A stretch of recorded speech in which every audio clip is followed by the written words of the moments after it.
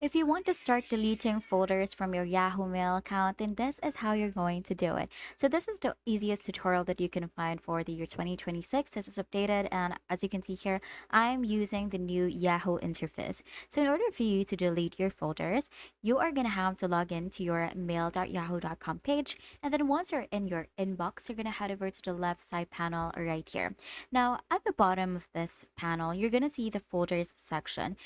I can see here I have my sample one folder and I have a sample folder with emails. So I have two ways to delete or to show you. So first step is to delete the sample one. So my sample one folder doesn't contain any kind of emails in here. So what you're going to do is you're just going to click, or you're going to hover your mouse over the sample one folder, and then you're going to click on this three dots icon right beside it. And then from there, you can see all of the menu right here. You can see move folder, rename, delete, and create subfolder as well. So in order for you to delete this, of course, you're going to click on delete folder. Now, after that, your folder will be deleted. Now, if, for example, the folder contained emails in it.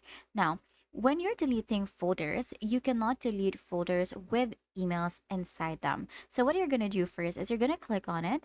You're going to select all of the emails that are inside this folder. You're going to click on delete icon right here. And then as you can see here, there are no more messages in this folder. Now we are allowed to proceed to deleting this folder. Now you're just going to follow through the same process that we did earlier. You're going to hover your mouse over this sample with emails. You're going to click on this three dots icon. You're going to click on delete folder, and then that folder will be deleted.